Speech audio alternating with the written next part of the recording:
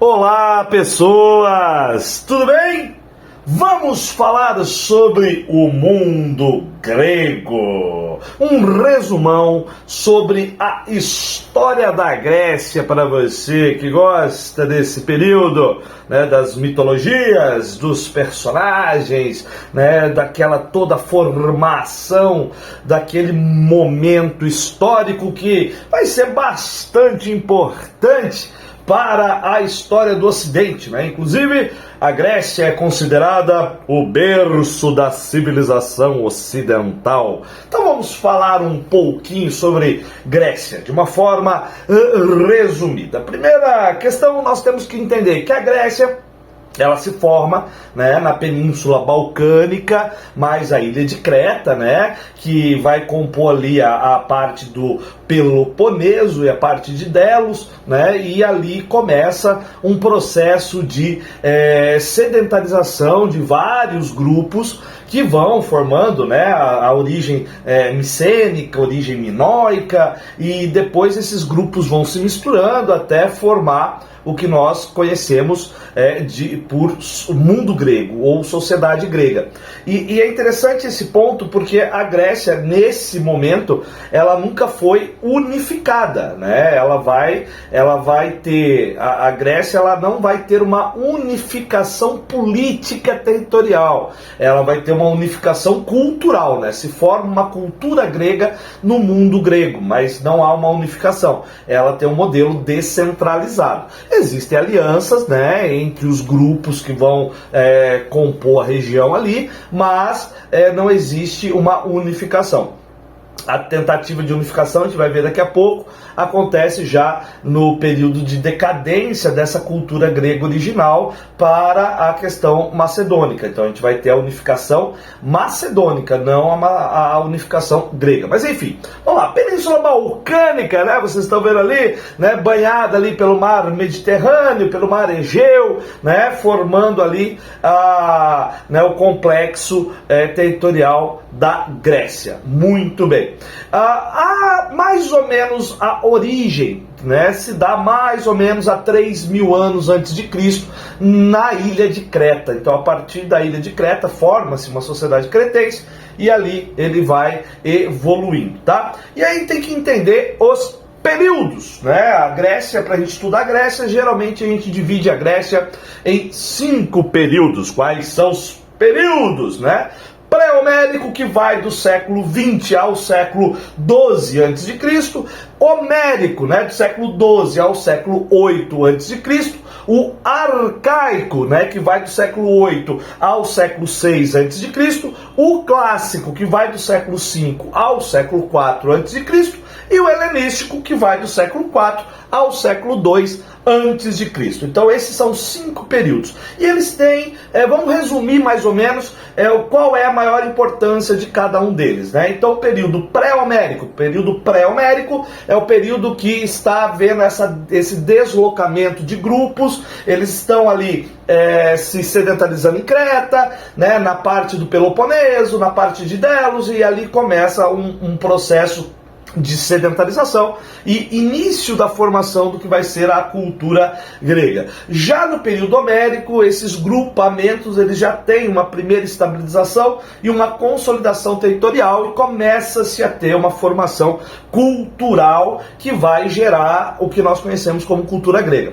É interessante esse nome, pré-homérico, homérico, faz referência a quem? A Homero. Homero, um poeta cego que narrava 2 poesias épicas, Ilíada e Odisseia. Ilíada conta a história da Guerra de Troia, não é? A Guerra de Troia, o Cavalo de Troia, o Odisseu, que também vai ser chamado de Ulisses, né? Vencendo, transpondo com sua intelectualidade, transpondo as muralhas impenetráveis de Troia.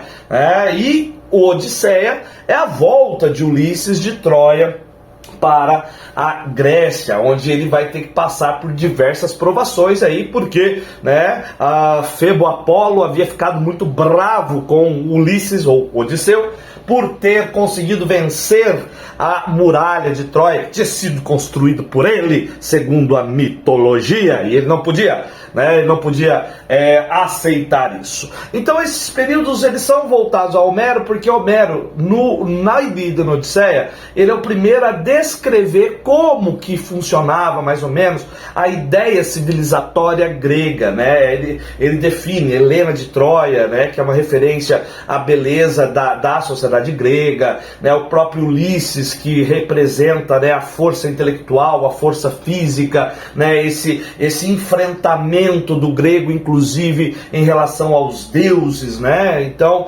esse ser grego superior, eles tinham essa visão muito centralizada neles, né, como uma sociedade melhor do que as outras sociedades, uma civilização mais avançada. Por isso que esse período é o pré-homérico e homérico. Aí, no final do homérico, a gente vai começar a ter novas migrações, principalmente de grupos de dórios, que vão causar um certo conflito ali na área, e isso vai levar, né, a uma desestabilização daquela primeira formação. A gente, inclusive, tem no final do período homérico para o período arcaico a primeira diáspora, né, grega, que vai ser esse deslocamento e reorganização territorial desses grupos, né? Então a gente sai do período homérico para o período arcaico. E o período arcaico ele é marcado porque houve eles retrocederam um pouco no que eles estavam avançando, mas esse retrocesso fez com que eles se organizassem de uma outra forma, com uma outra métrica, e isso levou também ao avanço da sociedade, porque dessa nova forma de organização no período arcaico vai surgir a estrutura que nós conhecemos como polis. Então o período arcaico é marcado pela formação das polis, cidade, estado, que é a forma administrativa política da Grécia, né? O que é uma cidade-estado? Ela tem, nas cidades, forma o território grego, e cada cidade é independente política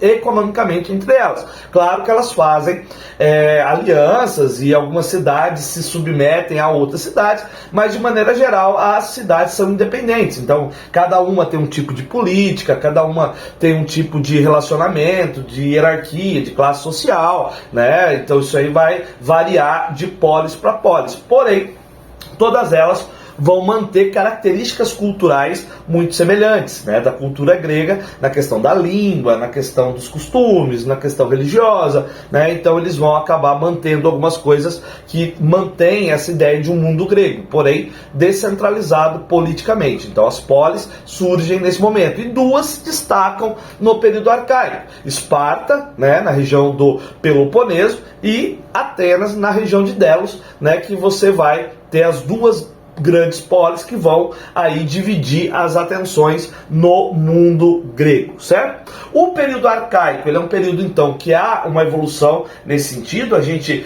passa a ter uma organização aristocrática muito intensa nessas polis, e essa aristocracia, em algumas regiões, ela vai migrando também para a democracia, né? Então é nesse período do final do arcaico para o início do clássico que a gente começa a ter a organização aristocrática, a organização de monarquias, de hierarquias, mas dentro de um consenso não absolutista, né? Porque você mantém as assembleias, a participação dos cidadãos, né? Que também aí é uma questão, né? O cidadão grego, na verdade, era apenas o homem maior de idade, nascido na polis, né? E principalmente essa referência a gente faz em Atenas. Atenas vai ter uma democracia mais desenvolvida, mas é uma democracia direta, né? Não existe eleição, não existe representante. É uma democracia direta, exercida por homens que tenham propriedade, tá? Tem que ter propriedade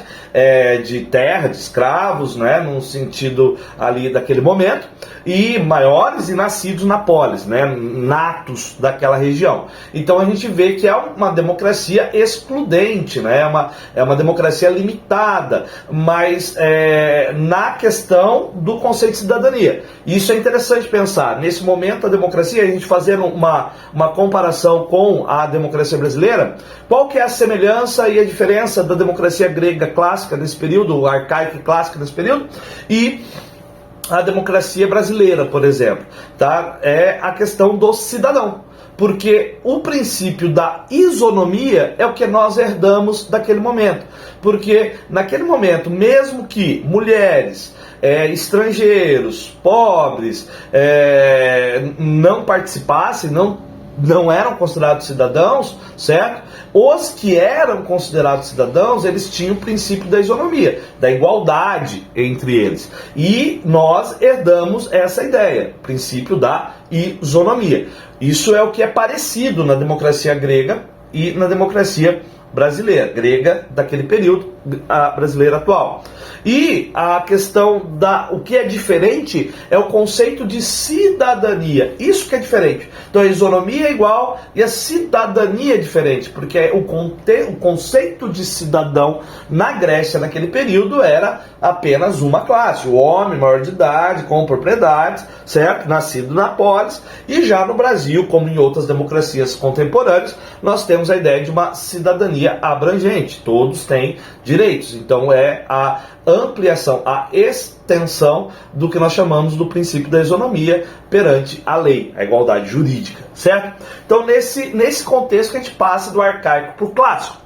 O clássico é o apogeu, né? O clássico é o momento que essa sociedade grega ela chega no seu ponto de maior desenvolvimento, né? Então nós vamos ter aí desenvolvimento artístico, buscando, né, a questão da perfeição nas obras, principalmente nas esculturas. Nós vamos ter desenvolvimento do teatro cada vez mais instrumentalizado, né, com a tragédia e com a comédia. A tragédia num sentido mais pedagógico e de passar a questão dos valores morais e dos valores sociais do mundo grego, a comédia já caminhando por uma questão de satírica, de sarcasmo, de denunciar aquilo que eles acham que está errado. Então a gente vai ter uma estruturação aí com peças que vão se tornar clássicas, né? Como Medeia, Édipo Rei, Antígona, né, a Revolução das Mulheres, Guerra dos Sexos, e aí você vai ter uma infinidade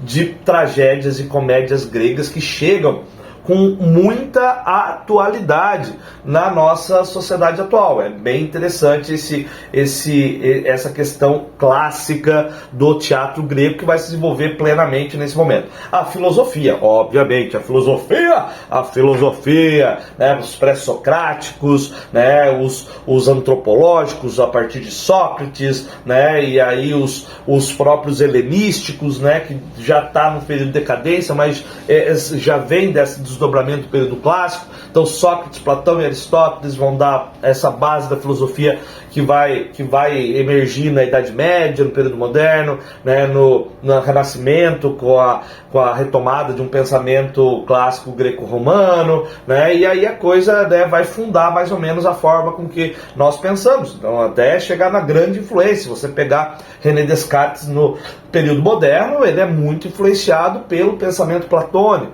né? Se você pegar o São Tomás de Aquino, já no final da Idade Média, você vai ter uma influência muito grande de Aristóteles, né? Então o nosso pensamento hoje, o próprio pensamento humanista, né? Quando você valoriza a razão, você vai para uma ideia de racionalismo, e isso tem a ver com o platonismo. Então é a formação de um pensamento que vem se perpetuando, chegando até hoje, né? Nesse sentido da filosofia, entre outras coisas, né? Matemática, astronomia, a questão de legislações, burocracia, organização do Estado, né? Temos uma série de questões que vão ser trabalhadas nesse sentido.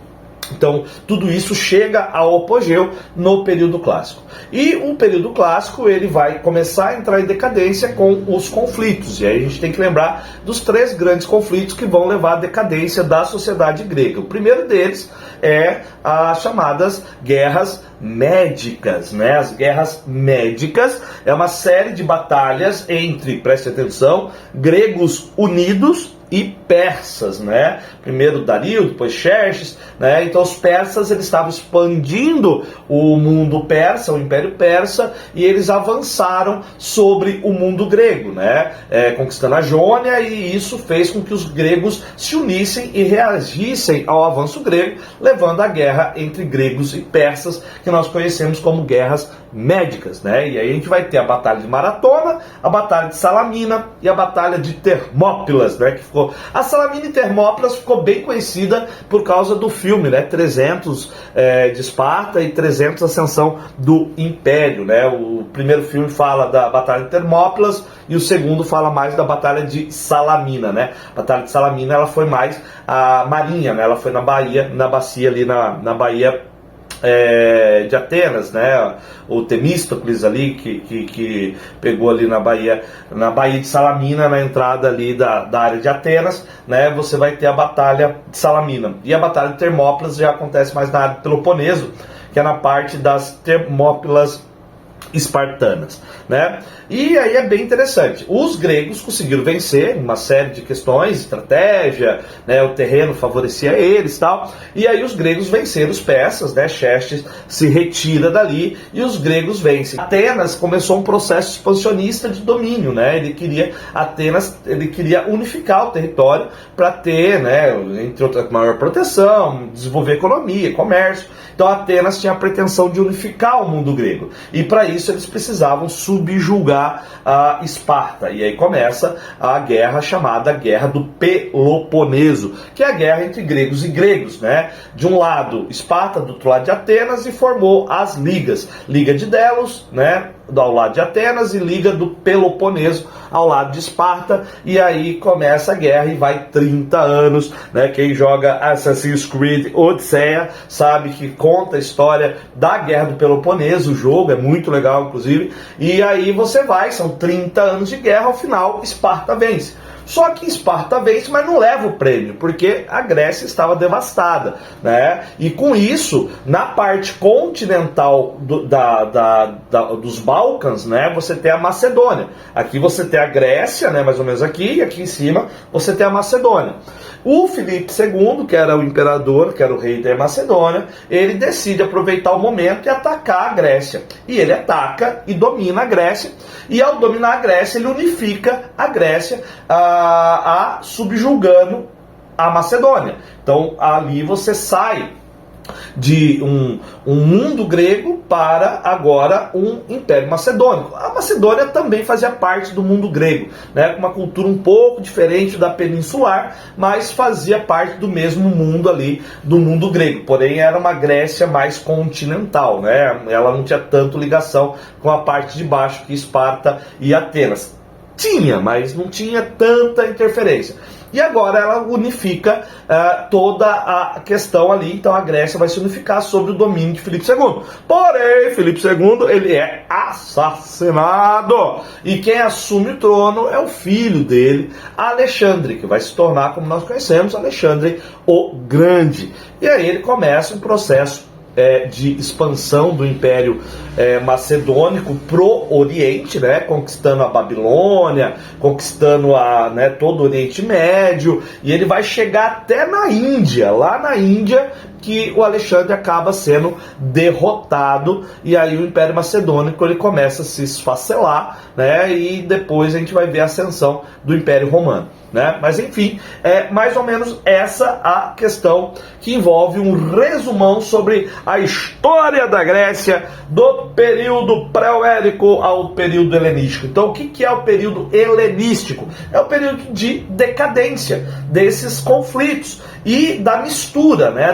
da miscigenação cultural. Quando Alexandre começa a expandir o Império Macedônico, ele começa a misturar a cultura grega clássica com culturas orientais, formando o que nós chamamos, né, ali nele chamou de Alexandrias, né, a ideia de formar a Alexandrias, uma cultura de Alexandre, né, uma cultura diferente, com base grega, mas com elementos de outras culturas também, formando uma nova cultura. Então, essa mistura que Alexandre faz acaba, né, fazendo com que a cultura original ela entre em decadência. Beleza? É isso aí. É um resumão sobre a história da Grécia. Gostou? Curte, comenta, compartilha. Valeu, pessoas. Até mais.